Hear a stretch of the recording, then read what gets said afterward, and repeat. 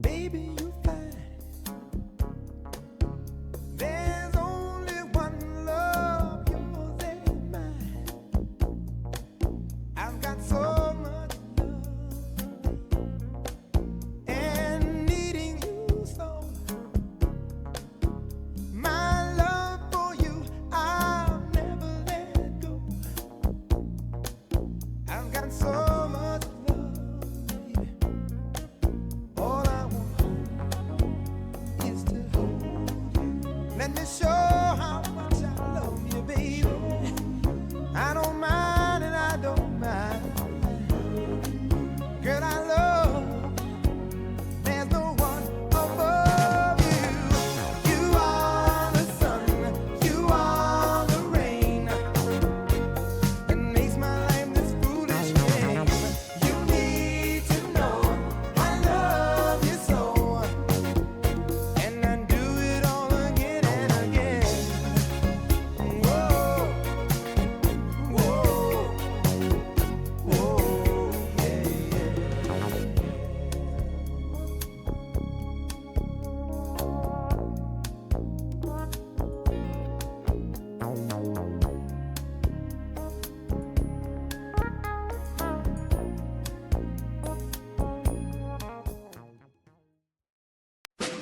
In Dallas, Texas, 3 shots were fired at President Kennedy's motorcade.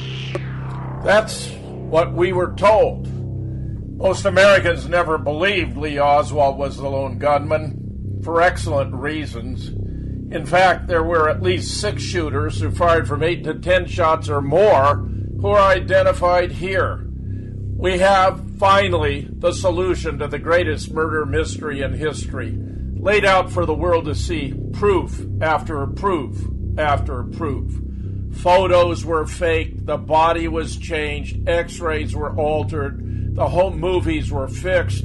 15 experts contribute to a 529-page book with 1,037 photos and diagrams in black and white and color.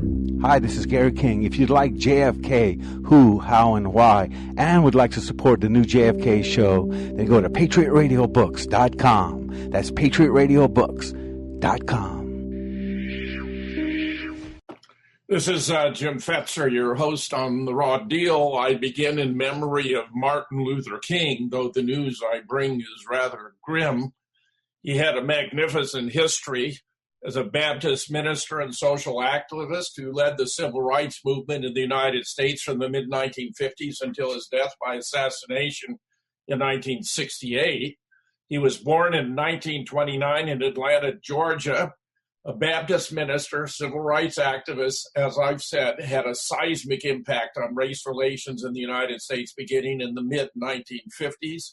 Among his many efforts, King headed the Southern Christian Leadership Conference. Through his activism and inspirational speeches, he played a pivotal role in ending the legal segregation of African American citizens in the United States, as well as the creation of the Civil Rights Act of 1964 and the Voting Rights Act of 1965. He received the Nobel Peace Prize in 1964 and was a most worthy recipient, unlike our past president, who completely tarnished the meaning of the Nobel Prize by launching increasing wars of aggression, as many as 14 in Africa alone during his term. That was a gross embarrassment to the Nobel Committee, where Barack Hussein Obama proved to be a totally unworthy recipient. The case of Martin Luther King Jr., however, is quite the opposite, and he paid for his activism and contributions in a rather serious fashion. I've done 2 interviews with Ole Dammegard on the assassination of Martin Luther King. You can find them on The Real Deal. Ole Dammegard on the assassination of Martin Luther King Jr. and The Real Deal, Ole Dammegard on the assassination of Martin Luther King Jr. Part 2. The world-class expert on assassins and assassinations, Ole Dammegard, applies his analytical skills and research abilities to dissecting the death of one of America's greatest champions, Martin Luther King Jr. students of U.S. history are going to be stunned and appalled to learn of the role of Jesse Jackson in setting him up for the hit, and that he did not die on the balcony of the Lorraine Motel, but was smothered to death at St. George's Hospital by a racist bigot physician. I mean, this is such disturbing stuff. William Pepper, who is the brilliant defense attorney for James Earl Ray, who, like Lee Harvey Oswald in relation to JFK, was a patsy in relation to MLK, just as Sirhan was yet another patsy in relation to the death of RFK, set up Martin by making a phone call suggesting that it was inappropriate that Martin should be staying in a white-owned hotel in downtown Memphis, which happened to be very secure, leading to his move to the Lorraine Motel, which was not. Jesse Jackson played that role. I mean, it's embarrassing. Details of this case are shocking. I would wager that the overwhelming majority of you have never heard this before. William Pepper did the basic research. Ollie Damagard delivered it during our 2 interviews you don't want to miss on The Real Deal. Jesse appears to have been playing the role of an FBI informant and set him up. The shot was not fired by James Earl Ray, but in the bushes in front of the motel, where the Dallas police had the whole area cut down so it would no longer be possible to identify the location. I have no doubt that J. Edgar Hoover played a role here. He had a visceral hatred for Martin Luther King, who wasn't a saint, by the way. He had many affairs with white women, for example.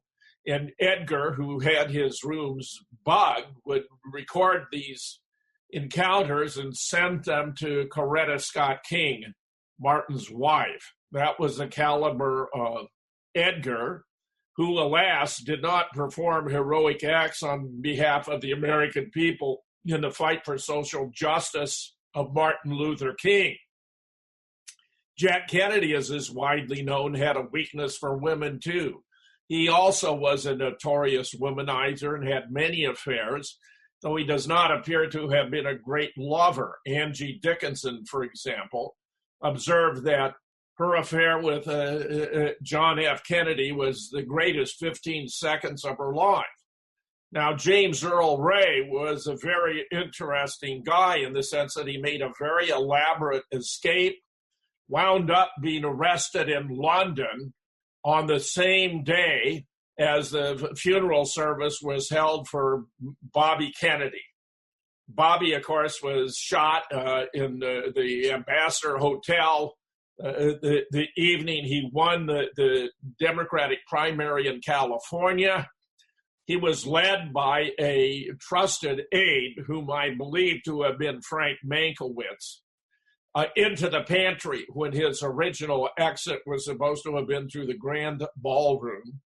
And there, of course, he was shot, but not by Sirhan, who was 15 feet in front of Bobby and who emptied his 8-shot revolver, but none of those rounds hit Bobby. No, he was shot instead by his security guard holding his left arm by the name of Thane Eugene Caesar, using a weapon of the same make and caliber as Sirhan's, initially right behind the right ear from a distance of 1.5 inches.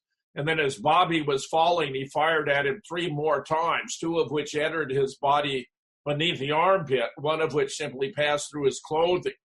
When Thomas Noguchi, who was a world-recognized medical examiner, conducted the autopsy report on Bobby and reflected the causes of death, as I just described here, which were in stunning conflict with the Los Angeles Police Department account, Noguchi, who ought to have been taken as the basis for repudiating the LAPD report, was instead fired. This is the kind of justice we have in the United States. I have published a piece outing the CIA at the Ambassador, where multiple witnesses identified 3 officials of the agency: George Joannides, who was in charge of PSYOPs for the CIA during the time of both the assassination of JFK and Bobby; Gordon Campbell, a lesser figure, but one whom Bradley Ayers, whom I knew personally, an Army captain who was given a special assignment to the CIA at JM Wave down in Miami, the only CIA station ever officially allowed on U.S. soil, identified Gordon Campbell, and also David Sanchez Morales was there. Bradley identified 2 or 3, Wayne Smith, 2 or 3 others, but multiple others confirmed it. If you want to see a nice study in how there are attempts to suppress information, check out the article. You can find it at jamesfetzer.blogspot.com. Outing the CIA at the Ambassador, again, is the title. And I just have to observe that in this relatively brief 5-year span between 1963, we had the loss of the leading figures of the progressive movement in the United States: JFK, MLK, RFK, and I don't want to overlook, too, the assassination of Malcolm X, who was quite a fascinating guy in his own right. So there you have some of the down and dirty about aspects of American history. Part of what I am reporting to you, I'm sure you'll find rather stunning, even breathtaking. Paul Craig Roberts, whom I regard as our nation's leading public intellectual, has reported another step toward Armageddon. The U.S. military security complex has taken another step toward Armageddon. The Pentagon has prepared a nuclear posture review that gives the okay to the development of smaller usable nuclear weapons and permits their use in response to a non-nuclear attack. As Reagan and Gorbachev understood, but the warmongers who have taken over America do not, there are far too many nuclear weapons already. Some scientists have concluded that even the use of 10% of either the U.S. or Russian arsenal would suffice to destroy life on Earth. 10%. It is reckless and irresponsible for Washington to make such a decision in the wake of years of aggressive actions taken against Russia. The Clinton criminal regime broke Washington's promise that NATO would not move 1 inch to the east.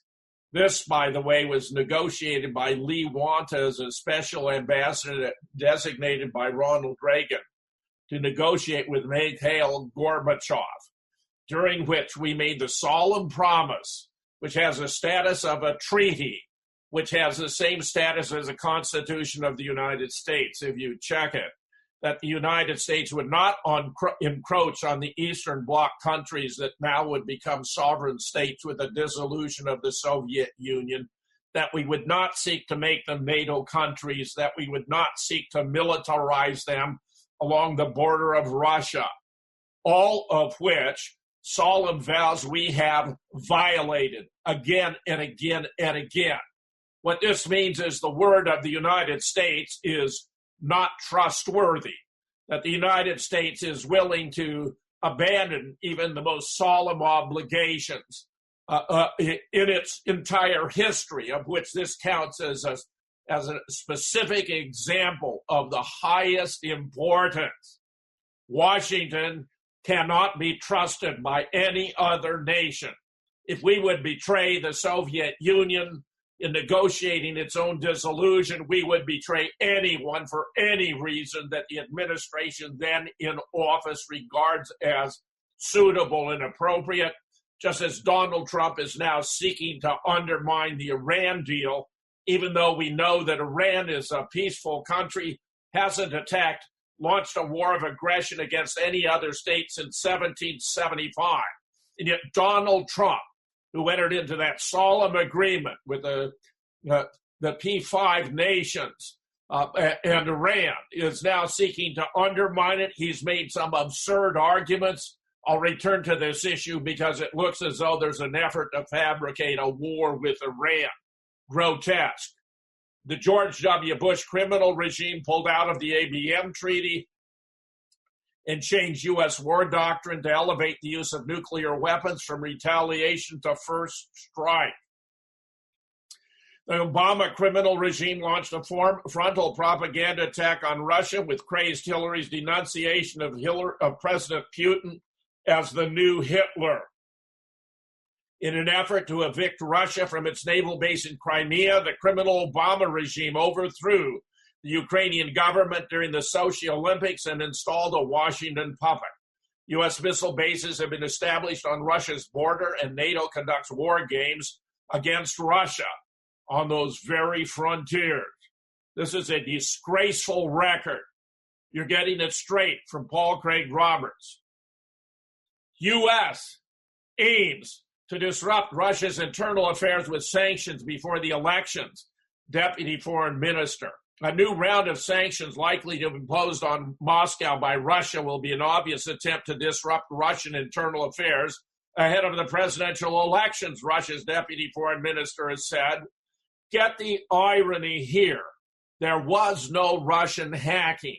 The whole Russian hacking meme was made up by Robbie Mook and John Podesta within 24 hours of Hillary's concession speech in order to divert attention from the incompetent campaign they had run, in order to distract from the contents of the WikiLeaks revelations, which led to Pizzagate, where John Podesta has been pedophile in chief, and to obfuscate that Hillary had had extensive negotiations with Russia as Secretary of State, which led to the transfer of 20% of American uranium reserves to Russia through a Canadian company, Uranium One, with the approval and blessings of Barack Hussein Obama. Stop and think about it. Julius and Ethel Rosenberg were given the electric chair for sharing atomic secrets with the Soviet Union. What fate do Hillary Clinton and Barack Obama deserve for transferring 20% of American uranium to Russia? That's a very serious question. But you're hearing practically none of it from the mainstream press, which is still talking about the non-existent Russian hacking business. We see this as yet another attempt to influence our internal affairs, especially ahead of the presidential election. Deputy Foreign Minister Sergei Rybakov told TASS on Saturday the sanctions are expected to follow the presentation of two Trump administration reports to Congress at the end of January. One of these reports will apparently include a list of individuals who might be targeted with the American sanctions, and the other, as we believe, will encompass the effectiveness of the sanctions already in place. The reports are the latest stamp in the implementation of the Countering American Adversaries Through Sanctions Act, signed by U.S. President Donald Trump last August. Sanctions imposed at that time targeted a range of entities and individuals, namely Russian weapon manufacturers, banks, and the energy sector, as well as those the U.S. accuses of meddling with the 2016 election, which didn't happen. And we know it didn't happen from as prominent figures and experts in this area as Ray McGovern and Bill Benny, members of the Veteran Intelligence Professionals for Sanity, who studied the records that were downloaded and discovered they had to have come directly from the server because the time in which it took place was much too fast for distant hacking and done in the Eastern time zone. So it was all rubbish. The reports have already been preceded by a document titled Putin's Asymmetrical Assault on Democracy in Russia and Europe, Implications for U.S. National Security, which was published on Wednesday. This is in relation to January 13th, so we're talking about last Wednesday. The tone of the report has reiterated virtually all the rumors and conspiracy theories about alleged Kremlin activities, citing a number of media outlets and individuals well known for their strong anti-Russian bias as sources. Russia, however, is already preparing its response to the expected sanctions, although it's unclear whether it would be a mirror tit for tat or any other response. The final decision is to be taken by the Russian president in due time. Using the U.S. language, I like to say we have all the options on the table. We seek the most effective means to react to the unfolding events without harming our own interests and without shutting down the possibility for gradual normalization of Russia-U.S. relations. Russian journalists, by the way, have now blown the lid off of the continuing support of terrorism by the United States through a network in Syria. Two Russian Syria-embedded journalists have put together a damning firsthand report on the true purpose of the secrecy-laden U.S. military mission at Tanuf, southern Syria. The Pentagon was forced to go into full public relations mode last month amid fresh allegations by the Russian General Staff that U.S. instructors were providing training assistance for some 350 ex-ISIS militants at the U.S. Army's Al-Tanf garrison on the southern Syrian province of Homs. Chief of Staff General Valery Gerasimov accused Washington of intending to use the militants to create a so-called new Syrian army, a military formation aimed at further destabilizing the war-torn country after Daesh had been defeated. Of course, that's exactly what we're doing. Here we have a brand new report. Syrian army vows to end U.S. presence in Syria. Foreign minister says U.S. violating Syrian sovereignty, January 15th. The Syrian Foreign Ministry has responded negatively to the U.S. pledge to create a new border force in northern Syria of what turned out to be as many as 30,000 U.S.-backed fighters, saying not only are they violating Syrian sovereignty, but the Syrian army's goal must be to end the U.S. presence in the country outright.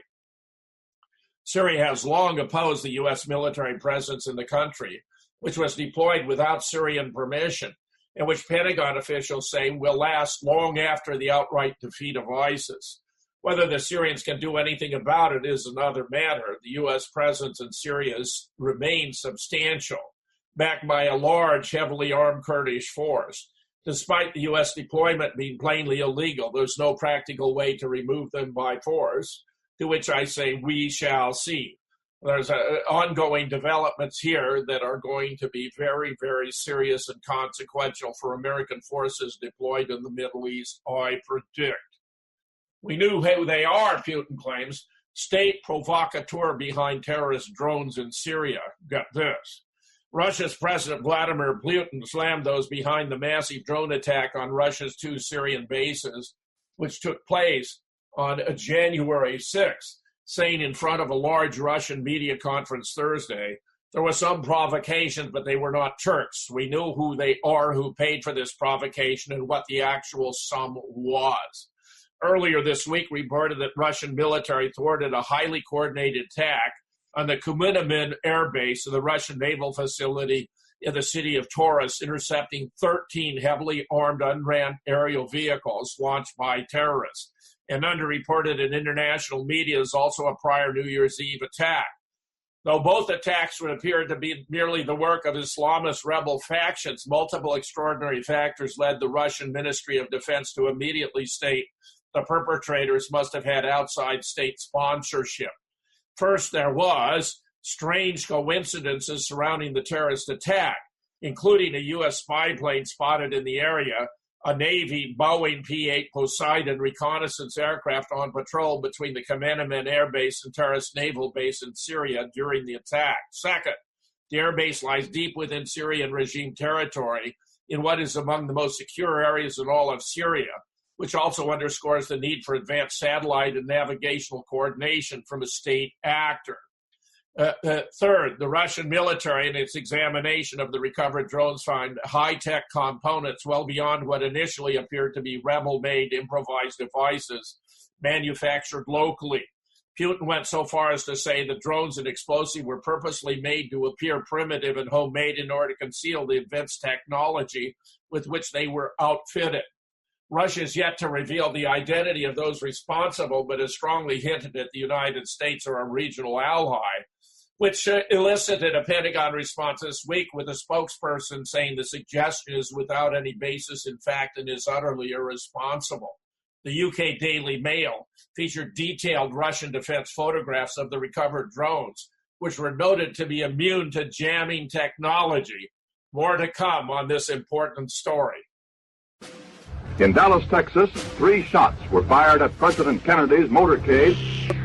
That's what we were told. Most Americans never believed Lee Oswald was the lone gunman, for excellent reasons. In fact, there were at least 6 shooters who fired from 8 to 10 shots or more who are identified here. We have, finally, the solution to the greatest murder mystery in history, laid out for the world to see, proof after proof after proof. Photos were faked, the body was changed, x-rays were altered, the home movies were fixed. 15 experts contribute to a 529-page book with 1,037 photos and diagrams in black and white and color. Hi, this is Gary King. If you'd like JFK, who, how, and why, and would like to support the new JFK show, then go to PatriotRadioBooks.com. That's PatriotRadioBooks.com. The UK Daily Mail featured a detailed Russian defense photographs of the recovered drones, which were noted to be immune to jamming technology, and summarized the advanced capabilities as followed. Jam-resistant terrorist drones. They carried sophisticated software and precision-guided weaponry. The explosives they carried were stuffed with ball bearings. Looking at the photographs, you can see they were made up to look as though they were homemade, but with those sophisticated components, of course, that's a subterfuge. Now we have a very startling report from Glenn Kennedy related to this attack. According to this report on 10 January, the Minister of Defense released a shocking report revealing that a series of combat UAVs, unmanned aerial vehicles, attacks on Russian bases in Syria were in fact de facto training missions preparing for an assassination attempt upon President Trump. In seeking to determine why this U.S. Navy P-8 Poseidon reconnaissance aircraft was directing these 13 combat UAVs against Russian military bases in Syria, MOD intelligence analysts became gravely alarmed upon their discovering that this particular aircraft had begun and ended its mission at Joint Base Andrews. That would be Andrews Air Force Base outside of Washington, D.C., and that during its entire flight, its only communications were with the U.S. Office of Naval Intelligence, or ONI. Critical to note about the U.S. Office of Naval Intelligence is that just 2 days prior to these 13 combat UAVs commencing their attacks against Russian military bases on Syria on January 6th, the Foreign Intelligence Service on January 4th warned that the ONI was attempting to destroy President Donald Trump using the same methods of attack they had used against President Richard Nixon. But obviously, this is of a rather different character. Far from Steve Bannon having lost his mind, he is in fact acting true to his U.S. Navy intelligence training, and who without a doubt was responsible for the 25th December cryptic U.S. Navy Julian Assange warning tweet, and whose only historical companion is his fellow U.S. Naval Intelligence comrade, Bob Woodward, who, like Bannon, worked in the White House, Woodward between 1969 and 70, and was privy to all of the president's secrets, and after leaving the White House, went to the Washington Post, where he destroyed then-President Richard Nixon, like Bannon has done by going to Breitbart News, where he too is attempting to destroy President Trump in the same way. Frankly, I'm not quite convinced of that, but it continues. The difference being that President Trump was able to have Steve Bannon fired from Breitbart, unlike Nixon was able to do with Bob Woodward. Well, the troubling part is the role of the Office of Naval Intelligence, and it's very, very serious if, in fact, they were trying to develop a coordinated drone attack against Trump. So I issue this as a warning. I'm not able to verify it, but it's very, very troubling. I take the report that the drone attacks in Syria were coordinated by the Office of Naval Intelligence. I think we can take that to the bank. Now we've got development in the Middle East, and this is dated January 15th. U.S. creates Kurdish terrorist border force in Syria to define the borders of Kurdistan. For those who hope Trump would bring a more sensible approach to the Western-induced Syrian crisis, it's almost for certain those hopes have been officially dashed with the revelation of the Trump administration's new policy regarding the SDF, Kurds, a new border force, and the logical partitioning plan that is obviously moving forward. And this is going to take big chunks of Iraq, Syria, part of Turkey, into Iran if it were to be realized, this Kurdish inhabited area that appears to be the prototype for the new Kurdistan.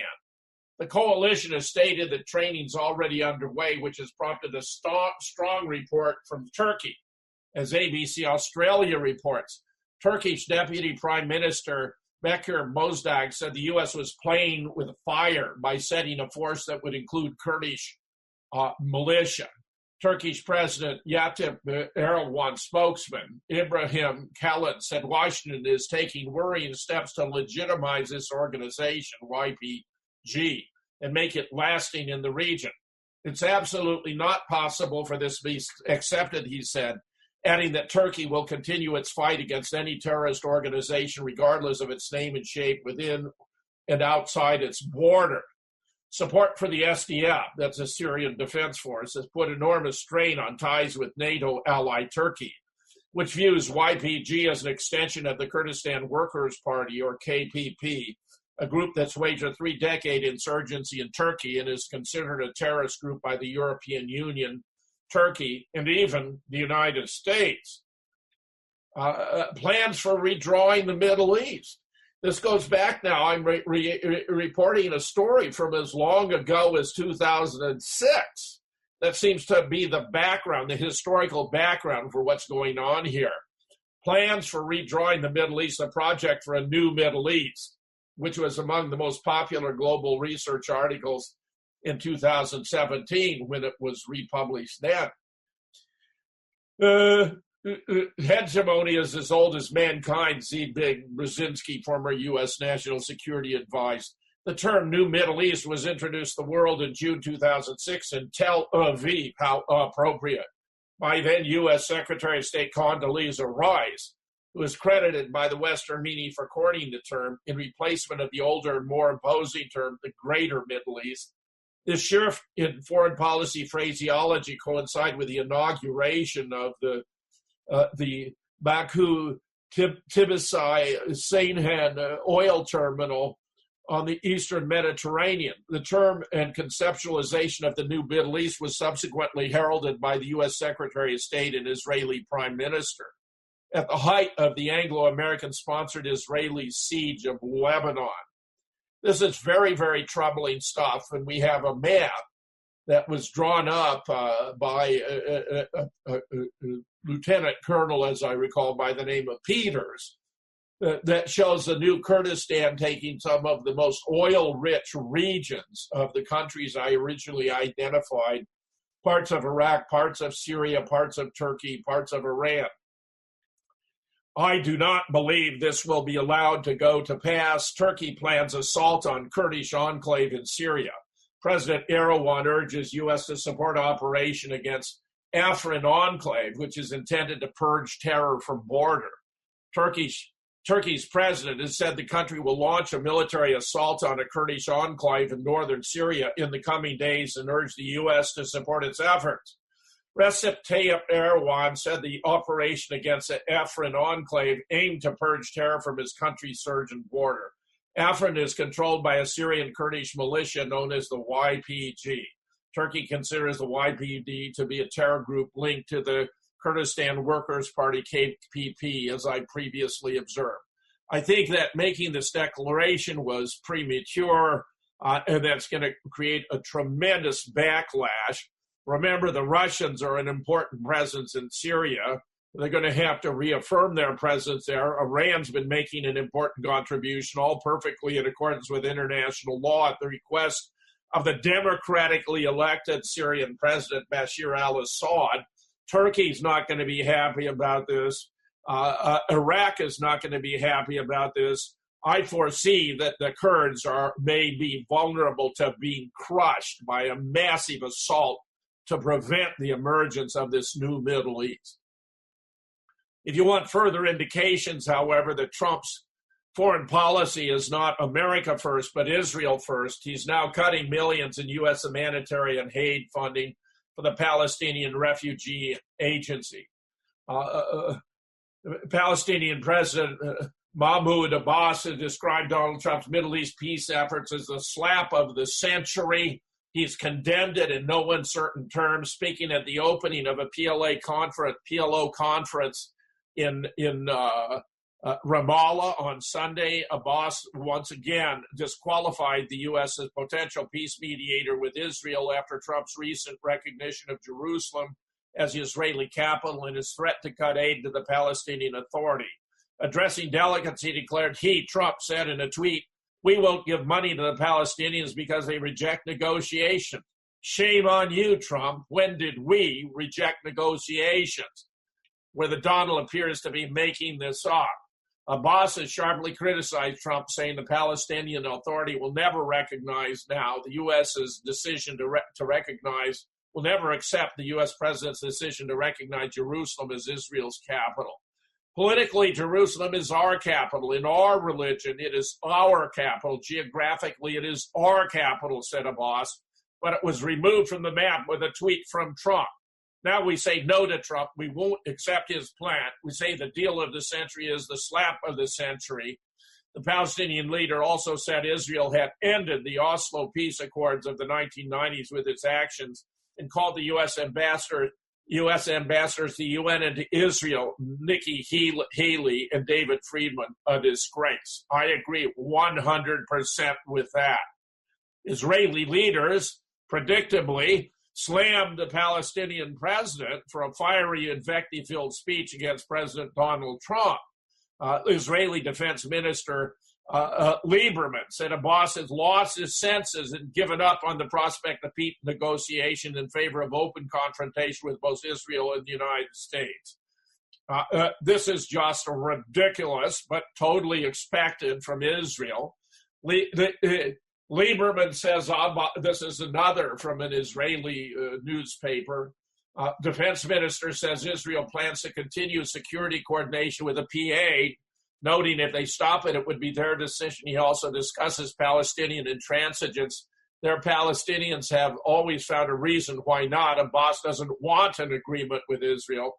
This is about as nonsensical as it gets. You know, if someone has lost their senses, I dare say it's not the Palestinians who have lost their senses, but Donald Trump, by going forward with a plan to benefit Israel, which further conforms what we learned from Fire and Fury. Here's a report about it. Trump's foreign policy, not America first, but Israel first. What Michael Trump's Fire and Fury says about Trump's collusion with Israel, where I've read 3/4 of the book now, some 265 pages out of around 327. Since Donald Trump, this is about by Ali Abumina discussing the book. Well, I've in fact already reported on it before, so I just remind you that there's reinforcement here. And remember, we have Steve Bannon even talking about, quoted in the book, that details Trump's first year in the White House, quoting former chief strategist Bannon as saying regarding Trump's peace plan, let Jordan take the West Bank, let Egypt take Gaza, let them deal with it or sink trying. Trump also reportedly told multiple people son-in-law Kushner was qualified to handle Israeli-Palestinian peace talks because the Kushners know all the crooks in Israel. So he's going to further partition Israel. Look at the map. If you look at the shrinking region controlled by Palestinians since 1948, it's just staggering. Just look at a map. There are many available that showed about 90% of the area originally occupied by the Palestinians has been subsumed by the Israelis. And now we get a further disturbing report just from 13 January. Trump vows to renew all-out economic war on Iran. President Donald Trump has publicly vowed to relaunch all-out economic warfare against Iran by no later than mid-May, unless the European powers join Washington in unilaterally rewriting the civil nuclear agreement between Tehran and the world's great powers. Trump's incendiary pledge was the centerpiece of a bellicose anti-Iran statement issued Friday. In it, the U.S. president announced he was waiving for a further 4 months sanctions targeting Iran's oil exports and freezing the country out of the world banking system. Washington suspended these measures as part of the nuclear deal. However, Trump insisted he'll issue no further waivers until the agreement is rewritten.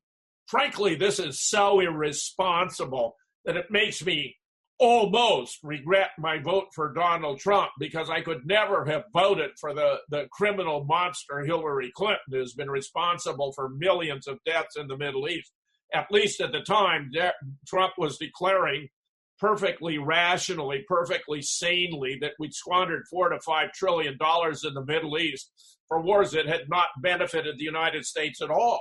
And of course, that was a consequence of 9/11, which was conducted by the CIA, the neocons, and the Department of Defense, most of whom were dual U.S.-Israeli citizens, and the Mossad, to set up a circumstance under which the United States could be drawn into wars in the Middle East to take out the modern Arab states that had served to that point in time as a counterbalance to Israel's domination of the entire region. In other words, this was all an Israeli op. I have a book about it. You can check it out at Moonrock Books. America nuked on 9/11, compliments of the CIA, the neocons, and the DOT, and the Mossad. I mean, the consequences have been tragic. As it is, other more limited U.S. sanctions and Washington's repeated threats to scuttle the nuclear deal and roll back Iranian influence in the Middle East continue to roil the Iranian economy, with European businesses in particular wary of committing to substantial investment. I frankly believe this is all going to draw together China, Iran, and Russia in a more compact international economic system that forgoes the United States. I've already reported on the BRICS system and that Russia is developing its own SWIFT system. These are very important consequences that are going to make the United States an increasingly marginal player in the Middle East and indeed around the world. According to Trump officials, Washington has no plans for talks with Iran, or for that matter with the non-European signatories to the Iran nuclear deal, Russia and China. Rather, Washington intends to negotiate with the Europeans about endorsing Trump's demands with a view to a subsequent joint U.S.-EU ultimatum to Tehran to accept them or face the reimposition of economic sanctions. But frankly, the actions of the United States have become so irrational and unstable. I don't believe Europe is going to continue to look to the United States, but is going to be forced to draw closer to Russia and to China and to Iran as a consequence of this misconceived and completely incompetent foreign policy that has been my most serious source of concern with Donald Trump since he became president of the United States. Now, we have this very peculiar false alarm sent out to Hawaii. Ballistic missile threat inbound to Hawaii. Seek immediate shelter. This is not a drill. Saturday, January 13th. Turned out to be a false alarm. Now, this is very, very peculiar. Blamed on an employee and pushed the wrong button. Now, I have had a conversation about this with an expert in this area who used to be the Navy's top troubleshooter for electronic weaponry. And he assured me this is impossible. It cannot have happened the way it is claimed. My profound suspicion is that it was intended to change the topic. Trump had been attributed some very inadvisable language in describing other countries as, shall we say, latrines, which had created a firestorm of hostile news. When this event took place, this report of a missile attack, it changed the conversation completely. And I'm willing to say it was an instance of fake news. The report was obviously false. When I first heard about it, I thought it was simply absurd, because if you look at the world situation internationally, such a missile would have to be coming from North Korea. But we've spent all those trillions of dollars over all these years developing very sophisticated defense systems, including lasers mounted on satellites that can take out North Korean missiles as they sit on the launching pad. And if they ever did get in the air, we can take them out. So this idea of a missile about to hit Hawaii seemed to me preposterous from the beginning. And the more I looked at it, the more it appeared to me a deliberate contrivance to change the subject, which it did rather successfully. Now we have another interesting case when it comes to fake news, France. The chief executive of RT France has attended an interview with the Associated Press in Paris on Tuesday, January 9th. The Russia state broadcaster RT, formerly known as Russia Today, already broadcasts in English, Spanish, and Arabic, and has launched a French language channel on December 18th. French President Emmanuel Macron's plan for a law against false information around election campaigns is drawing criticism from media advocates, tech experts, and others. They say it's impossible to enforce and smacks of methods used by authoritarians, not Democrats. One of my friends has observed, how are you going to distinguish between satire, for example, or allegories, or parodies, for example, which aren't intended to be taken as literally true? Who ultimately is going to decide the difference between what news is true and what news is false? Does government claim to have privileged access to truth? That is what they would have us believe. But we've seen here in the United States again and again and again. Sandy Hook, the Boston bombing, JFK, 9/11, Charlottesville, Las Vegas. The government is issuing the fake news, not the alternative media. In a New York speech to journalists, Macron, says he's ordering a new legal arsenal that would oblige news sites to reveal who owns them and where their money comes from. It would cap the money allowed for content seen as aimed at swaying an election and allow emergency legal action to block websites. The French broadcast regulator's power would expand to allow it to suspend media seen as trying to destabilize a vote, notably those controlled or influenced by foreign powers. I just mentioned there were also fake claims in France about Russian meddling in their election that I dismissed as absurd on their face. And of course, they turned out to be non-existent, just as the fake attacks here. But notice that hasn't inhibited Facebook or Google or YouTube for imposing sanctions if they don't like what you're publishing. I mean, the only way to go is to have unrestricted free speech, unrestricted competition for ideas, unrestricted publication and exchange of opinions. This idea of censoring opinions smacks of tyranny. It's and the idea that they're doing this in France is lamentable, and it's taking place. The only long-term solution for the fake news problem, said a spokesman for RT, is a more sophisticated public. And I agree. When the public has the opportunity to sort things out, they have the opportunity to figure out what is true and what is false. The idea of being paternalistic by taking the role of determining what you're allowed to hear and what you're allowed to see is outrageous. Sophisticated manipulators of facts will always find a way around whatever regulations are in place, such as creating a front company to sponsor a website or writing something that's misleading and inflammatory that is factually true. It goes on here, but very, very troubling, where I've had the problem of someone actually infiltrating my blog and taking down images about which I will speak, demonstrating that the children at Sandy Hook were made out of photographs of older children when they were younger. In other words, the children at Sandy Hook were fictions. None of them died. They're all alive and well and much older, approximately 10 years older than you would suppose they were, all things considered, because that's what they did, how they faked it. So I'm doing what I can to attain a higher degree of security.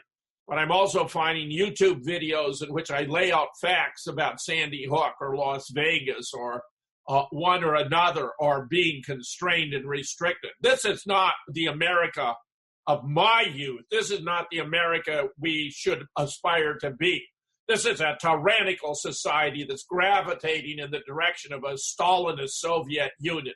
It's despicable, it's disgusting, and it's what we have to contend with today and for the foreseeable future. And we're going to have to find methods of repudiating it and working around, such as uploading our videos to BitChute or to Steemit, which are alternatives that will not take down your video.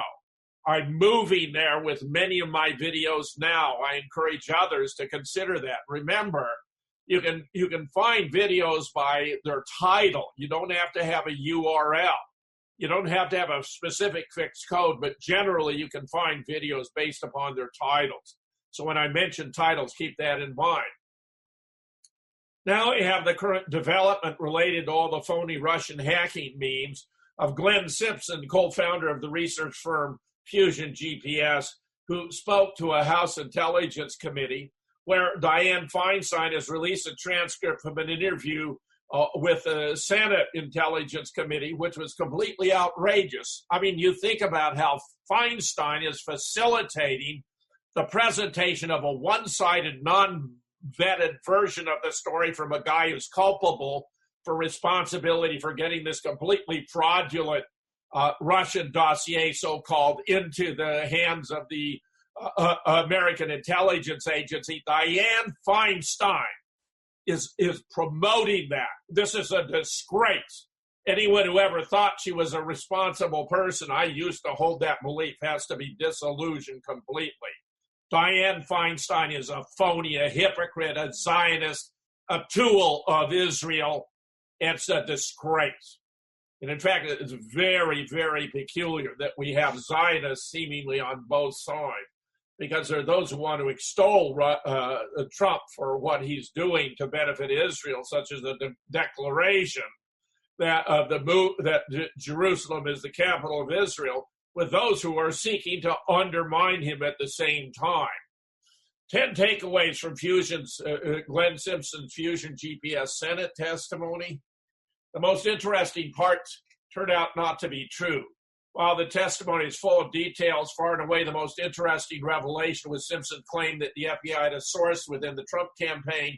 Simpson said Christopher Steele, the freelance spy paid for dispatches about Trump, was told by an FBI official they had a confidential informant in the Trump campaign. Turned out to be completely false. It was this low-level guy. That's what we were told. Who appears to have Most been Americans involved, never was believed there Lee Oswald with was the certain lone false gunman information that could for be excellent raised during the reasons. subsequent inquiry. In fact, there were at least 6 shooters who fired from 8 to 10 shots or more who are identified here.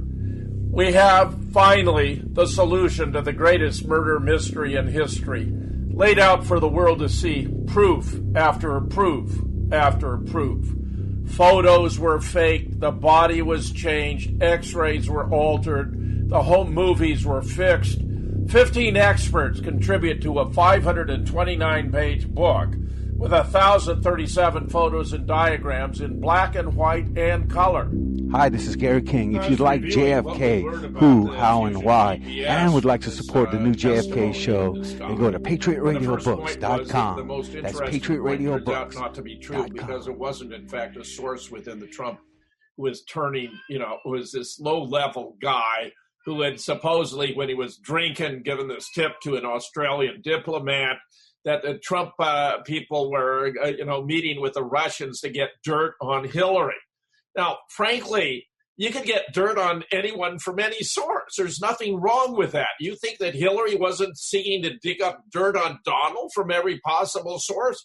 Roger Stone has made this point most emphatically, that they had the right to have that meeting. There was nothing wrong with that meeting. Nothing improper took place in that meeting.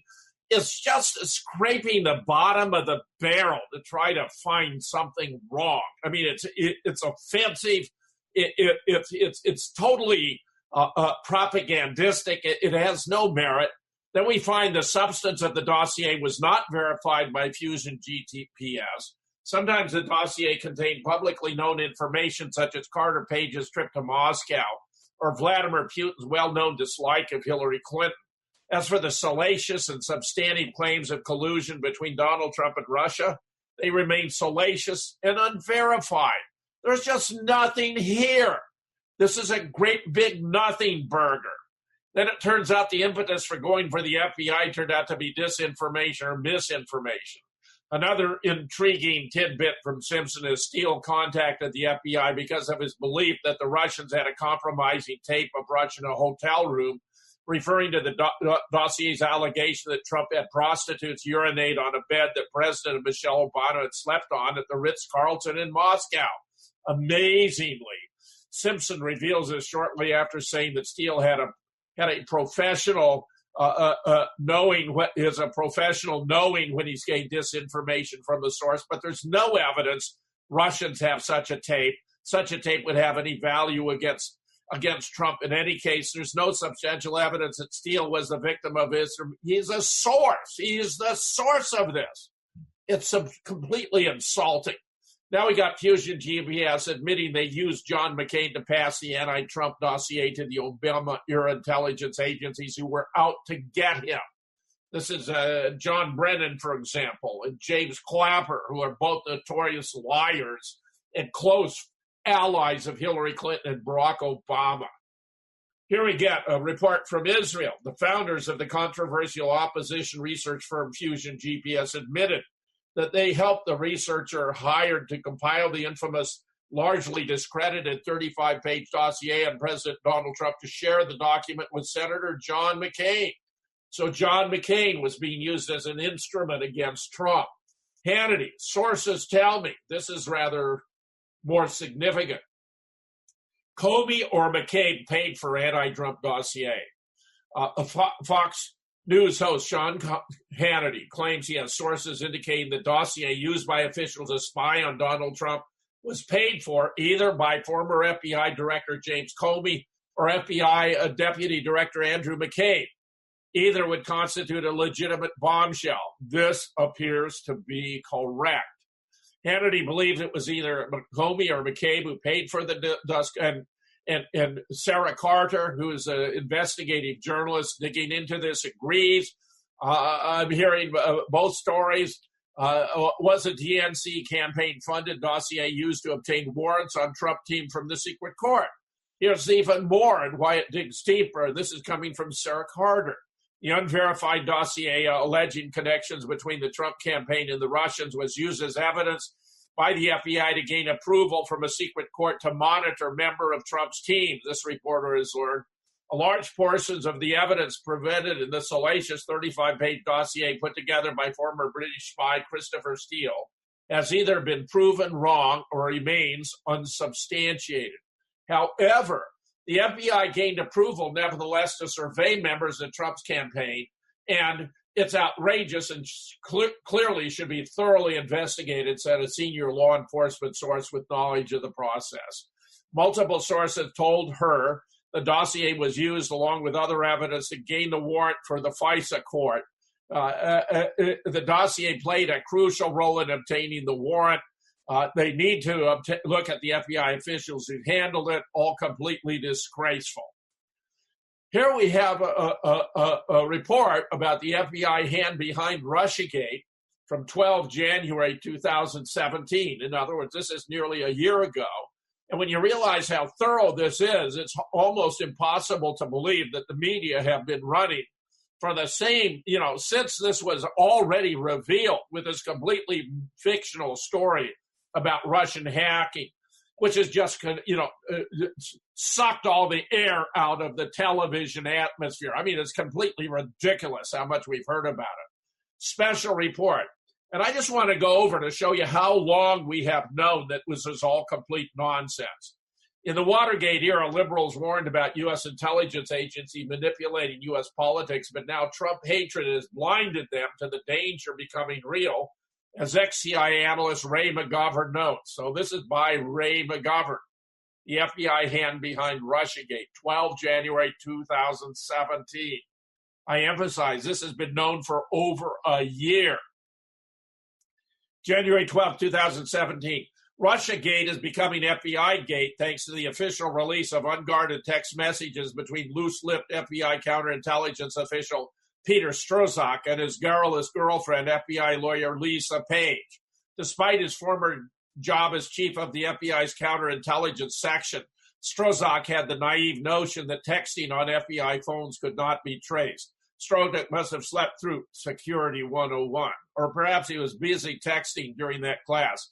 Girlfriend Page cannot be happy at being misled by his assurance that using official phones would be a secure way to conduct their affairs, meaning both their political op and their sexual relationship.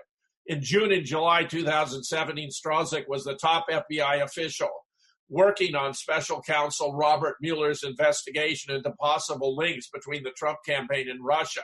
But was taken off that job when the Justice Department's IG learned of the Strzok-Page textual exchange and told Mueller. I think that must mean June 2016.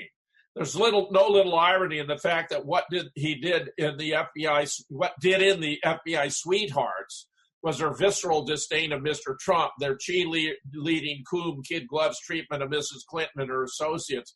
The 1950s James Clapper-esque attitude toward Russians is almost genetically driven to evil, and their Strzok-Page elitist conviction that they know far better what is good for the country than regular American citizens, including those deplorables Clinton said made up half of Trump supporters. But Strzok-Page had no idea that their hubris, elitism, and scheming would be revealed in so tangible a way. Worst of all for them, the very thing that Strzok in particular worked so hard to achieve, the sabotaging of Trump and immunization of Mrs. Clinton and her closest advisors, is now coming apart at the seams. Now, here's some summary of what happened here. The FBI's Forrest Gump and what he did for Clinton and Trump, Hillary's server probe. Peter Strzok was a key investigator into Hillary Clinton's handling of classified intelligence when she was Secretary of State. Here's how his role affected the key players. Huma Abedin cleared despite telling untruths. Hillary Clinton's right-hand woman was interviewed by Strzok and questioned about her knowledge of the existence of Clinton's secret server. Strzok wrote a summary of the interview which said, Abedin did not know that Clinton had a private server until about a year and a half ago when it became public knowledge. In fact, Abedin had been involved in a series of email exchanges which demonstrated she knew about the server, including one from an IT aide which said, quote, I had to shut down the server. Someone was trying to hack us. How about Cheryl Mills, cleared despite telling untruth? Mills was chief of staff and counselor to Clinton when she was Secretary of State. Strzok summarized the interview with her, which he conducted in April 2016, saying, quote, Mills did not learn Clinton was using a private server until after Clinton's tenure. Mills stated she was not even sure she knew what a server was at the time.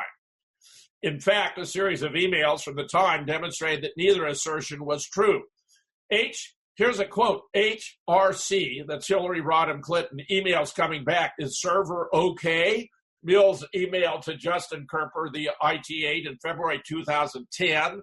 Despite that email, Strzok accepted she did not know what a server was at the time. In August 2011, she received an email from Stephen Mull, a State Department IT official, which said Clinton had asked for a new BlackBerry, which was malfunctioning, quote, possibly because her personal email server is down.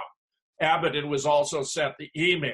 So this guy Strzok is a mainstream liar to clear Hillary.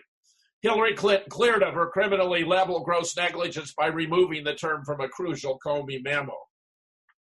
Then FBI Director James Comey sent a message to three top officials in the Bureau on May 2nd, 2016, summarizing the latest position on the Clinton probe, and including the damning sentence, quote, there is evidence to support a conclusion that Secretary Clinton and others used the private email server in a manner that was grossly negligent with respect to the handling of classified material, end quote. The phrase grossly negligent was critical, as that's the standard which needs to be reached to bring a federal prosecution for mishandling classified intelligence. In other words, Comey was saying that she should be charged. But the language was changed on June 10th, and the phrase grossly negligent replaced by Strzok with extremely careless, below the standard for prosecution. The memo then formed the basis for Comey's July statement on Clinton, which said she would not be charged. We all appreciated what happened then. Stunning. On the Russian probe, after Robert Mueller was appointed special counsel to look into allegations of collusion between the Trump campaign and Russia, Strzok was assigned to his team. He was removed when his anti-Trump text to his mistress came to light. Here's what's known about Michael Flynn. oversaw interviews where he lied to FBI. Strzok was the official overseeing FBI interviews of Mike Flynn, the former general who's Trump's first national security advisor. It's unknown exactly how many times Flynn was interviewed by the FBI, but he dramatically pleaded guilty last Friday to lying to the feds in an interview in January when he was still in office. Flynn admitted lying about his dealing with Sergei Kislyak, then Russia's ambassador to the U.S. He was interviewed at least once more and now faces a sentence of up to 5 years in prison for his crime. However, it appears likely he'll receive a far lighter sentence, as he's a cooperating witness with the Mueller investigation. He's even agreed to take part in covert evidence gathering for the FBI. I think this is one of many favors that were bestowed upon Hillary Clinton by the FBI. You might as well call it the Hillary Clinton FBI. It's certainly not working on behalf of the American people and has continued to sabotage Donald Trump. Look, I have serious disagreements with the Donald, but our institutions of government should not be corrupted to the extent that they're fabricating evidence, false witness, concealing evidence. We have to have due process operate properly. That's why I can condemn them both with equal vigor. Trump is making colossal mistakes in foreign policy, but he was elected by the people, and it had nothing to do with Hillary's use of her server or any of the other dozens and dozens of excuses she's given. As I previously explained, it was because Trump was perceived as the less likely of the two to continue the wars in the Middle East. Boston University and the University of Minnesota studied rural counties in the Rust Belt states that made the difference to the election. And they voted for Trump because they'd suffered many casualties and wanted to see the wars end. This is another reason why I'm so profoundly disillusioned with his Middle East policy, which appears to be the very antithesis of what he maintained during the campaign.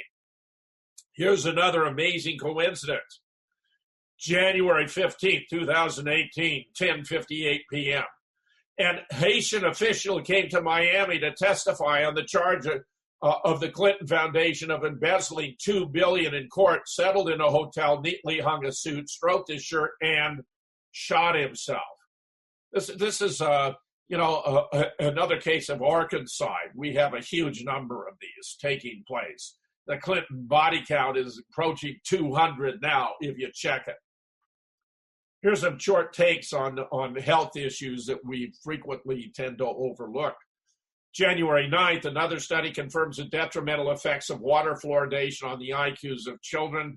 From Natural News, I happen to think very highly of Mike Adams and Natural News. Another study has added to the growing body of evidence that links the fluoride found in water with lowered intelligence quotients, IQ, in children. A total of 299 mother-child pairs in Mexico were examined as part of the study. Researchers looked into the link between fluoride levels in the urine of pregnant mothers in the IQ tests of their children. They found higher fluoridation levels were correlated with lower tests compared to those who had lower fluoride levels. I frankly have no doubt about it. It's a neurotoxin. It ought not to be in our water. The Birch Society was right way back when. I mean, it wasn't necessarily a communist plot, but it was a colossal mistake, and fluoride should never have been allowed to our water. The chemical sodium fluoride, commonly known as fluoride, has been classified as a neurotoxin along with arsenic, lead, and mercury. However, according to the article that appeared in Waking Times, the chemical is still being added to America's water supply for what some claim protects the health of our teeth. It doesn't. I have a friend who was poisoned by a massive dose of fluoride. Had he not been on an unusual vegan diet and taken a giant smoothie, fresh fruit smoothie, when he got home, he'd be dead today. He survived, but it was sheer, pure, circumstantial. It was intended to kill him. Health officials admit the flu jab does not work. The vaccine in circulation targets the wrong strain, as is usually the case. They have a strain developed based upon the last flu epidemic. This year's flu season is shaping up to be a bad one. Much of the country endured a bitterly cold stretch, causing more people to be crowded together inside. The strain that's been most pervasive, H3N2, is nastier than most. And as we're being told, the vaccine this year is particularly ineffective. And this is because it was developed in relation to last year's flu. Get this. Shocking study shows 170 million Americans are drinking radioactive water. The government's hiding it. A damning report from the Environmental Working Group has just revealed that drinking water for more than 170 million Americans in all 70 states contains radioactive elements that are shown to cause cancer. Not only does the report expose the deadly levels of radiation, but it also shows that officials have been actively covering it up. EWG's investigation consisted of testing the water supplies of nearly 50,000 public water systems from all 50 states. Researchers found that from 2010 to 2015, more than 22,000 utilities in all 50 states reported radium in the treated water delivered to customers' taps. Only a small percentage of the water supplies exceeded what the Environmental Protection Agency considers safe. However, their standards for legal radiation limits are more than 40 years old. EWG pointed out that according to more recent standards, like those set in California in 2006, nearly 100% of tested water supplies failed. These findings make Flint, Michigan look like child's play. And now we have another move, also reported by Mike Adams on Natural News. The Democrats are plotting a full-scale medical kidnapping of President Trump, but worried it might look like a coup only because it would be. Someone needs to teach the liberal Democrats that just because they disagree with someone politically, as they do with President Trump, doesn't mean there's something wrong with that person's mental health. As reported by the Gateway Pundit, which is a very good, highly reliable website, may I say. An anti-Trump professor at Yale University, which seems to me to be a CIA institution. You look at the graduates of Yale who've gone on to the CIA, and it's a stunning proportion. By the name of Dr. Brandy X. Lee, says she wants to physically constrain President Trump, evaluate his psychological health, and forcefully remove him from office. Well, who the hell is she, for crying out loud? She's practicing medicine under improper conditions. The guidelines of the American Psychological Association do not allow psychiatrists to offer diagnoses of patients they've never even examined. That's clearly the case here. This is obviously a politically motivated attempted coup. It's very, very shocking and embarrassing to have people like this. Where during an open town meeting at Yale Medical School, this Dr. Lee said, the Goldwater rule is not absolute. We have a duty to warn about a leader who's dangerous to the health and security of our patients. Dr. Lee has even formed a coalition of nearly 800 mental health professionals who are sufficiently alarmed that they feel the need to speak up about the mental health status of the president. In order to advance the narrative that Trump's not mentally stable, the liberals point to a number of different things, most recently a tweet that Trump published regarding the size of his nuclear button. North Korean leader Kim Jong-un just stated the nuclear button is on his desk at all times, Trump tweeted earlier this month. Will someone from his depleted and food-starved regime please inform him that I, too, have a nuclear button, but it's much bigger and more powerful one than his, and my button works? You can tell on its face that this is nonsense. I must say there was an extremely interesting interview with George Lakoff talking about Trump's use of tweets. And he referred to them as being strategic, that they're all intended to shape issues and to reassure his base that he's pursuing the issues that they elected him to pursue. Now, the host of the show, and I cannot recall now if it was on MSNBC or on Fox. I think in this instance, in fact, it was on MSNBC because I was rather surprised to see him present there. The host didn't understand what Lakoff was saying. Now, Lakoff is a bona fide professional. He's written brilliant books. He's a professor, perhaps emeritus now at Berkeley.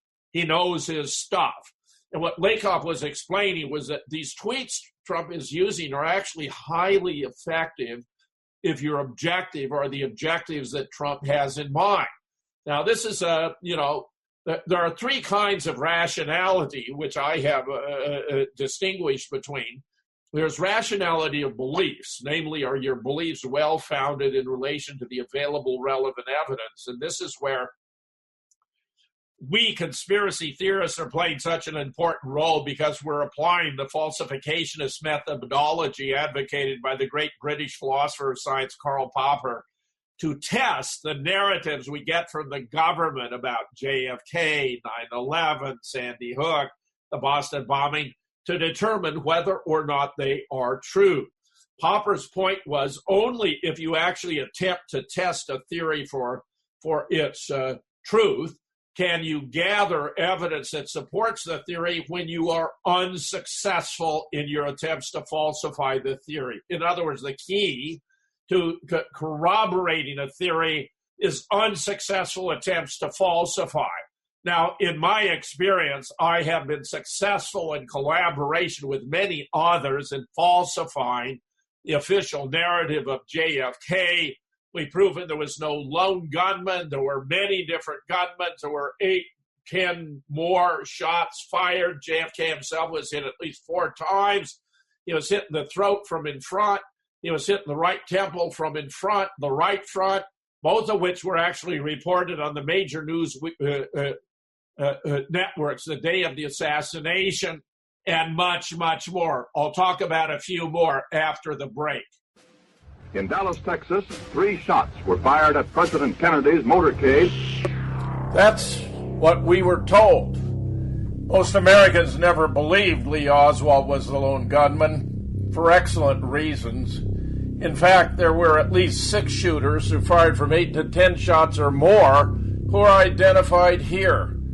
We have, finally, the solution to the greatest murder mystery in history, laid out for the world to see, proof after proof after proof. Photos were faked, the body was changed, x-rays were altered, the home movies were fixed.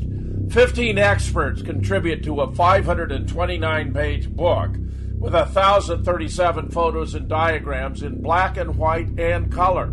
Hi, this is Gary King. If you'd like JFK, who, how, and why, and would like to support the new JFK show, then go to PatriotRadioBooks.com. That's PatriotRadioBooks.com. I think that the ongoing efforts by the government to obfuscate what happened in Las Vegas, which was a manufactured event. I mean, it was a movie where they had a pre-recorded soundtrack of actual machine gun firing and other military weapons. You could hear bullets strike off the ground. Very high quality was played on the PA system and then coordinated with special visual effects such as light flashing in the middle of the Mandalay Bay Hotel on the 4th floor, not on the 32nd, but in the middle on the 4th floor. And then floors above it, there were 3 light blasts to simulate American military weapons. We have another video of a guy turning on the crowd and firing, and you can see the light from his blast, but he's using blanks. We have lots and lots of videos that hear lots and lots of sounds of shots, but there's no effects of real shots. Even the one that appeared on the front page of the New York Times of a girl lying down with the blood dripping across her leg, not down her leg, had to have been dripped on her leg afterward. We have the 3 nearest hospitals had no gunshot recipients. We've been tracking the obituaries. They're for persons who died in different states or on different dates or from different causes of death, or in some cases merely Photoshop variation on others of the alleged victims. I mean, the whole thing is ridiculous beyond belief. But now we get, and we've never known the motive of the shooter. Well, there's something going on here now, I think, does shed a ray of light on who this guy was, Stephen Paddock. Here we get a report. Las Vegas shooter's girlfriend said she handled his ammo, helped him load magazines, unsealed docs say. The girlfriend of the Las Vegas shooter told authorities they would likely find her fingerprints on some of Paddock's bullets because she sometimes assisted him in loading ammunition into magazines. Well, that's very interesting all by itself. In particular, what else I'm going to report here. But get this, the Mandalay Bay staff admitted they visited his room 10 times before the shooting and noticed nothing. 3 months after the deadliest mass shooting in modern U.S. history, yet another crucial change to the narrative has occurred as MGM Resorts International is now claiming the hotel staff at Mandalay Bay had at least 10 interactions with suspect Stephen Paddock in the days before the shooting. At least 2 of those interactions occurred on October 1st, the day that Paddock is alleged to have killed 58 people and injured more than 500 by launching a shooting spree out of the hotel room window on the 32nd floor. And may I say that while there's evidence of these simulated shooting events, from at least 3 locations I've already described, I have seen no evidence of any shooting actually having been performed from the 32nd floor, apart from the tiny handful of shell casings that were distributed around the apparent body, where they included blank shell casings and CO2 cartridges, which are used for gas-propelled pellet guns, meaning this was an obviously staged scene. But we gained some very interesting additional development here, that the hotel is now admitting they'd actually been in the room 10 times and noticed nothing out of the ordinary. Mandalay Bay staff, room service, and housekeeping had contact with Paddock or entered his room more than 10 times over the course of his stay, including the 3 days leading up to October 1st. There were numerous interactions with Stephen Paddock every day at the resort, including a room service delivery and a call with housekeeping on October 1st, all of which were normal in nature. Following the shooting, reports claim that Paddock's arsenal consisted of 47 guns, 23 of which were found in his hotel room, along with more than 50 pounds of exploding target and 1,600 rounds of ammunition. Now, that was not, to my knowledge, found in the room, but may have been found at his home. Because here I'm looking at a photograph, and we have all these weapons. It was an unusual array of different weapons. I noticed that at the time. But we don't have any shell casings, which is odd because the sheriff claimed that he fired 1,100 rounds from that room. Well, we don't have 1,100 rounds in that room. We have that handful and these oddities. And get this, now Mona Alexis Presley has come up with a crime map. In others, the LAPD and other departments keep records of the crime in terms of geographical regions. And the crime map for the square mile that includes the target area, the concert area, shows no shooting events whatsoever for the first or the into the morning of the second. I've got it. We published it. There are no shooting reports there. It's all trivial stuff. Robbery, other disturbance, recovered motor vehicle, malicious destruction, stolen motor vehicle, assault and battery, other disturbance. There's nothing here to substantiate that anything was going on because it was a drill. The whole thing was fabricated as a movie. Now, I've got this one guy who's a pretty smart guy, Hugo Ravn, who a few days ago published the following comment talking about Stephen Paddock. He says, it turned the problem on its head. The primary goal was to stage an event where an insane shooter killed hundreds of innocent people. In that phase, Paddock may not have even been thought of. Then somebody mentioned that Paddock was already installed at the hotel in Las Vegas with his showroom and collection of modern weapons. And a concert was planned within shooting range. So why not take advantage of his presence in the somewhat unstable circumstances? The hotel knew about his activities from months or years ago on a need-to-know basis. And when Paddock had American or international customers, or when he needed an upgrade or expansion of his weapon exhibit, the hotel management routinely handed over the videos to Paddock's controllers. Once these weapons reached the room, they were samples to show only and were not removed. Blanks. If the customer wanted to buy, he could test the identical model on a discrete shooting facility, and his order would ship from somewhere else. Normal procedure. In other words, Paddock was a Las Vegas arms dealer. When the directors wanted to stage a political shooting event, Paddock agreed to be killed and relocated, hence the stage scenario.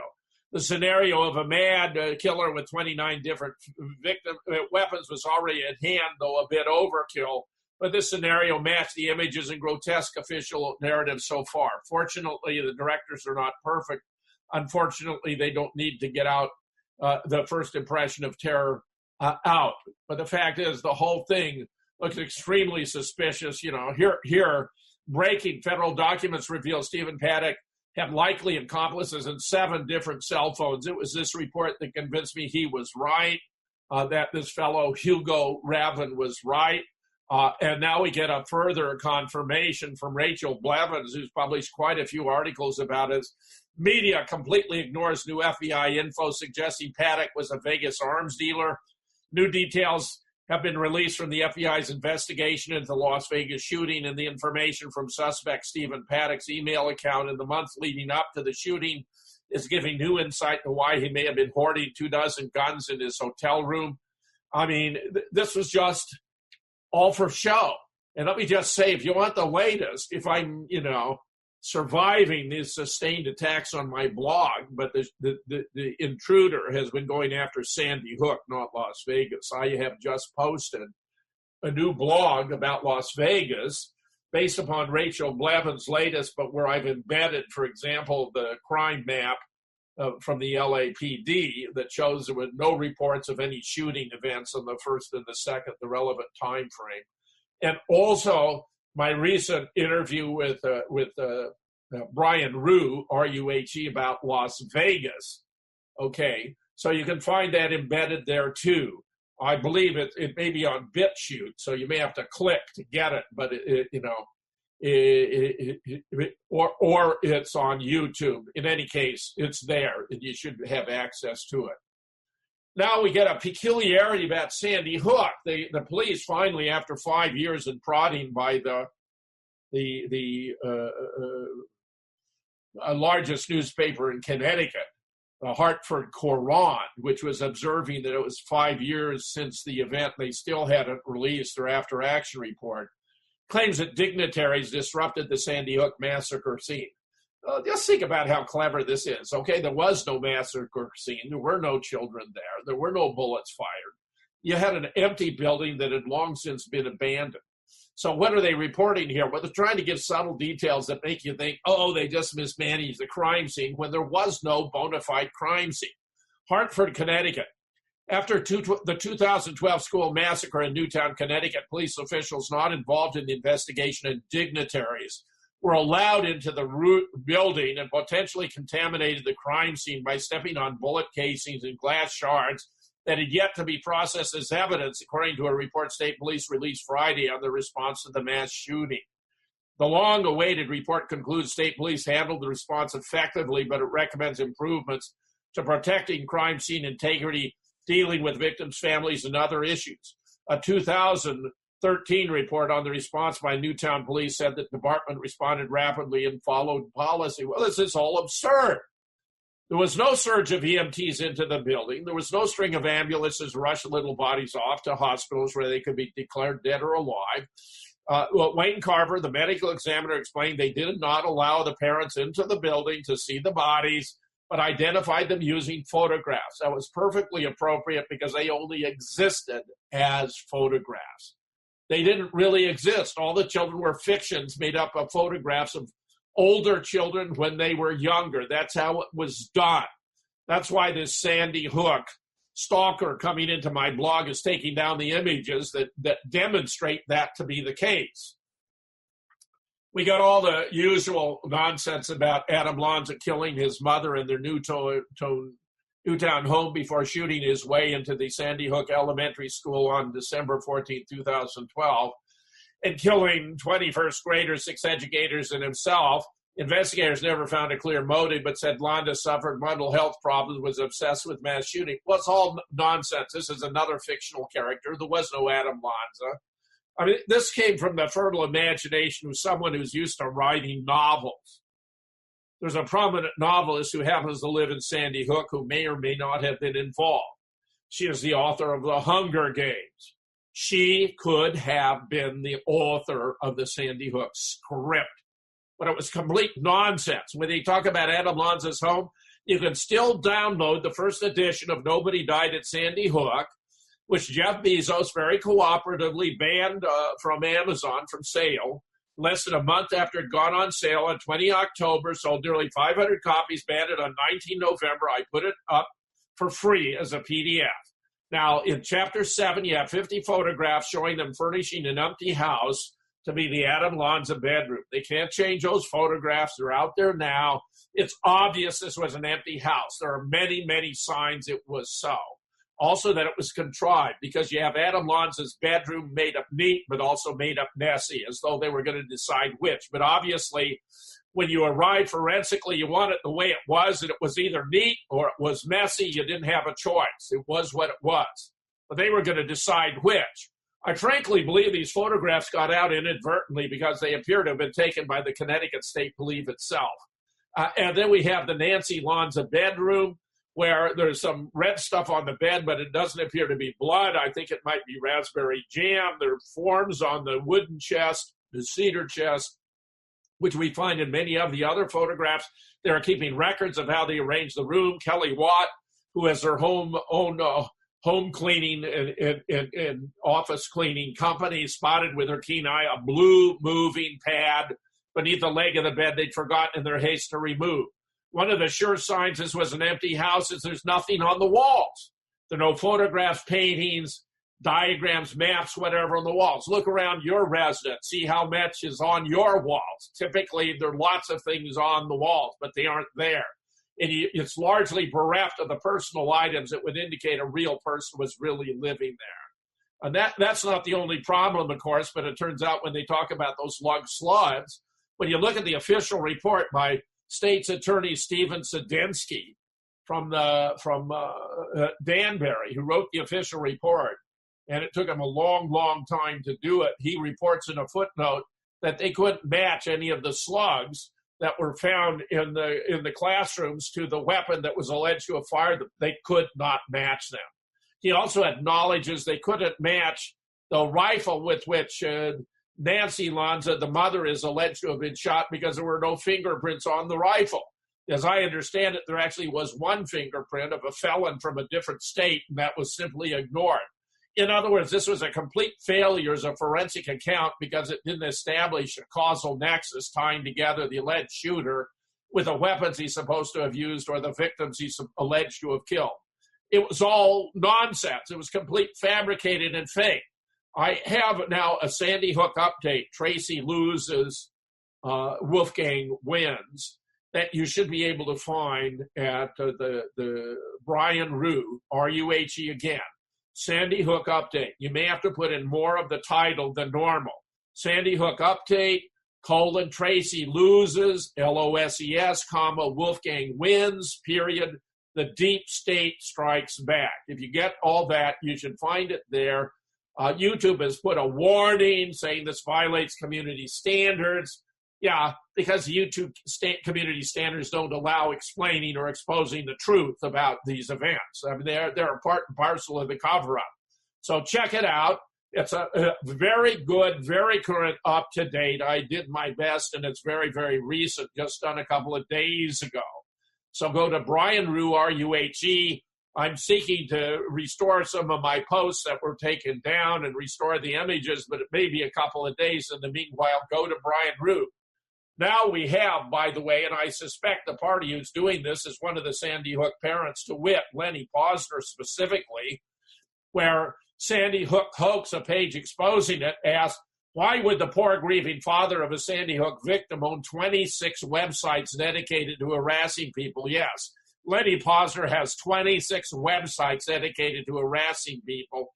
I'm convinced that he is so active here because he's worried that if the hoax is exposed and becomes widely known, he may have to give back the more than $1 million he received in donations from sympathetic but gullible Americans, and might be prosecuted for fraud and theft by deception, because this is what's going on here. And of course, this is you can find the images of Noah Posner, his ostensible son, for whom he sent Kelly Watt a fake death certificate, a fabrication, the bottom half of a real death certificate with the top half of a fake, with no file number, the wrong estimated time of death at 11 a.m., because the shooting actually took place between 9:35 and 9:40 on the day of the event, according to the official account. Now, I've also had this set up because Honor had it taken down, and I'm dealing with so many, interviews and these VDs are so important. Lenny Posner had it taken, Sandy Hook update taken down. This video is no longer available due to a copyright claim by the HONR network, which is absurd because this man is as dishonorable as they come. Honor Network is Lenny Posner, the fake father of the fictional Sandy Hook victim, Noah Posner. We have submitted this in response. That is Brian Rue. The person who submitted the claim has done this many times, checks his history. He has 26 websites he uses to harass students of Sandy Hook. His son, Noah, is a fiction created by photos of Michael Vabner as a child, which we exposed in the video. Photos of Noah have appeared all over the world billions of times. His copyright assertion is completely without merit. By upholding his claim, YouTube becomes an accessory after the fact of fraud and theft by deception by a bona fide con artist. Well, I figured it out that YouTube isn't doing any of this but with personnel. They're doing it with AI, with automated procedures. Look at it this way. A complaint comes in, they automatically respond as though it were legit. They notify the party who can issue a counter complaint. It's off the air for 10 days while the original complaint decides whether or not to take it into court. So it's a temporizing move. You can lodge a complaint and it'll take the video down for 10 days. That may be a very significant benefit for those who want to suppress the information. Now, I've had this video put up at BitChute, BITCHUTE.com/video/. And I'm going to read you the number if you want to write it down, because here you can get access to it. It's at BitChute, and the number, the URL is PT, capital PT, lowercase xw, capital N3, lowercase xe, capital SMC, lowercase n. I repeat it. Capital PT, lowercase xw, capital N3, lowercase xe, capital SMC, lowercase n. Now, maybe on BitChute you can find it by the title, in which case I'm just not sufficiently familiar with BitChute to guarantee that to be the case. Look for it. I'm going to get it up back one way or another. If you're looking for it sooner rather than later, try those options. I should mention, in addition, that I'll be out in Portland in February, that I'll be speaking on February 2nd on the Sandy Hook, the Boston bombing, Charlottesville, Las Vegas, and JFK. Fake news on 5 fronts at Denny's Restaurant in Clackamas, Oregon. You can find it, I'm sure, on the map. From 7 to 10 p.m., I'll be there. From 7 to 9, I'll be giving the presentation. Then for an hour, I'll be taking questions. The following day, I'll be participating in a conference on the U.S.-Saudi coalition, bringing peace or war, at the Lincoln Performance Hall in Portland State University. That's at 1620 Southwest Park Avenue in Portland, Oregon. From a conference begins from 2, runs from 2 to 5. Saturday, February 3rd. U.S.-Saudi coalition. You can find that online too. U.S.-Saudi coalition at Portland State. You can find an announcement. Other speakers include Scott Bennett, the former Army Intel and PsyOps officer who's become a big-time whistleblower. Kevin Barrett, who is a leading critic, a convert to Islam, who's a leading critic of the war on terror. I, myself, and 4 other speakers, including Senator Richard Black, whom I believe will be joining us by Skype.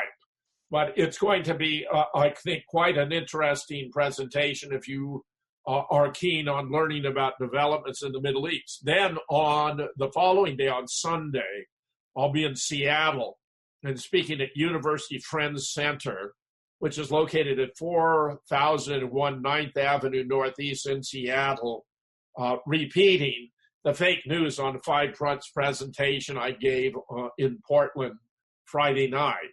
So JFK, Sandy Hook, Boston bombing, Charlottesville, Las Vegas. I just mentioned for any who missed that the Iranian prosecutor has pointed the finger at the CIA, Israel, and Saudi Arabia for the unrest in that nation. He seems to have quite a solid case. I myself was interviewed on Press TV about the reaction thereto, and the United States bringing before the Security Council issues that were purely domestic in Iran, for which the United States appears to have been responsible, where even the French ambassador said that the Iranian protests were not a threat to international peace and therefore didn't belong before the Security Council. France's ambassador to the UN said that recent protests in Iran don't threaten international peace and security. They made many observations about events in the United States, such as the riots in Ferguson, Missouri, after the shooting there, Black Lives Matter, South Central Los Angeles, even Waco, where 84 people were burned to death, shot to death by the FBI, evidently because Hillary was upset that the Waco standoff was taking all the news off of her proposals for health care and put pressure on Vince Foster to put pressure on Webster Hubbell to put pressure on Janet Reno to launch an attack she didn't want to launch, where, part of the backstory here is that Webster Hubbell, as Roger Stone has revealed in his book, The Clinton War on Women, appears to be the father of Chelsea. I mean, this is really not a state secret. It's well known by those who have looked into the matter. But where the United States appears to be fabricating a war on Iran, just as we fabricated a war against Iraq, we seem to be attempting to fabricate a war on Iran. And I'm very, very troubled by that, where what may be my last story today, there's a shocking neocon plan to invade Iran paid for by Jewish oligarchs. Who else? Another wonderful strategy paper from the friendly folks who brought you Iraq, Libya, and Syria, this time via the Brookings Institute. With the streets of Iran heating up in recent days and the Trump administration's threats hanging over the nation, a look back at the analysis paper by the Saban Center for Middle East Policy at the Brookings Institute gives us a strong sense of what's driving Washington and the deep state's agenda in the former Persian Empire. The paper, entitled Which Path to Persia, looks at the options available to the United States as it deals with Iran and its supposed threat to Middle East stability, peace, and tranquility. The paper looks at two broad types of options, though it names here three: the persuasion approach, the engagement approach, and the military approach. And I dare say it looks as though the United States is in Donald Trump's latest protestations, wants war with Iran. This is something devoutly desired by Israel. And I'm sorry to say that this looks as though it's further confirmation that Donald Trump is an Israeli puppet, and that his foreign policy really is not America first, but Israel first. I welcome, any comments or suggestions you have. You can write to me through the chat board, putting your questions all in caps. Mr. Rowe will forward them to me. I check them out on Thursdays, where I'll have a special featured guest, as is now my regular plan.